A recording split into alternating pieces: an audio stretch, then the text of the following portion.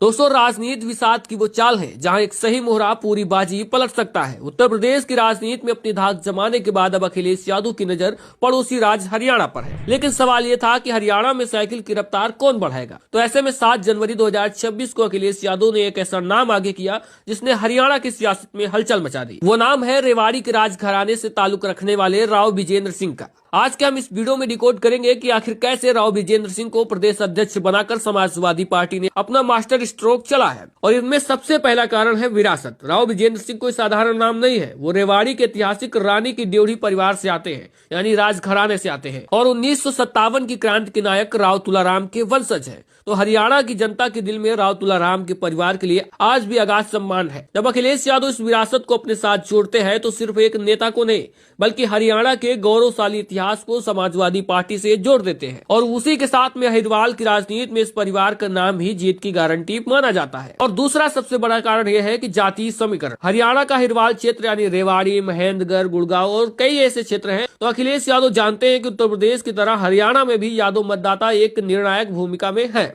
अब यह vote bank अलग अलग गुटों में बटा हुआ था। तो राव विजेंद्र सिंह को कमान सौंप कर अखिलेश यादव ने सीधे तौर पर अहिरवाल के वोटरों को एक संदेश दिया है। राव वीरेंद्र सिंह के परिवार से जुड़ाव होने के कारण विजेंद्र सिंह की स्वीकारता केवल समाजवादी पार्टी के कार्यकर्ताओं में ही नहीं बल्कि आम जनता में भी है। और तीसरा सबसे बड़ा कारण है रणनीतिक विस्तार। 2024 के चुनाव के बाद समाजवादी पार्टी एक राष्ट्रीय ताकत बनकर उभरी है और हरियाणा में बीजेपी और कांग्रेस के बीच अक्सर सीधी टक्कर होती थी, लेकिन क्षेत्रीय दलों के लिए हमेशा जगह बनी रही है। तो ऐसे में अखिलेश यादव का मास्टर स्ट्रोक ये भी है कि उन्होंने ऐसे चेहरों को चुना है जो सौम्य है, जिनकी छवि बेदाग है और स्थानीय मुद्दों को मजबूती के साथ उठाते भी हैं। और शायद इसीलिए कहा जा सकता है कि राव विजेंद्र सिंह की जो नियुक्ति हुई वो समाजवादी पार्टी अब हरियाणा में वोट कटवा नहीं बल्कि वोट बैंक वाली पार्टी बनने के लिए अग्रसर है। अब बात करते हैं कि आखिरकार राव विजेंद्र सिंह को ही अखिलेश यादव ने क्यों चुना है। तो वही बात करें विजेंद्र सिंह की सबसे बड़ी ताकत की, तो उनकी सबसे बड़ी ताकत उनकी जमीनी पकड़ है। रेवाड़ी नगर परिषद से लेकर जन जन के मुद्दों तक वो हमेशा सक्रिय रहे। तो अखिलेश यादव ने उन्हें कमान देकर पूरे समाजवादियों को फिर से एकजुट होने का मौका दिया है, क्योंकि हरियाणा में पैठ बनाना एक बड़ी चुनौती है। लेकिन राव विजेंद्र सिंह जैसे अनुभवी कंधों पर जिम्मेदारी डालकर अखिलेश यादव ने साफ कर दिया है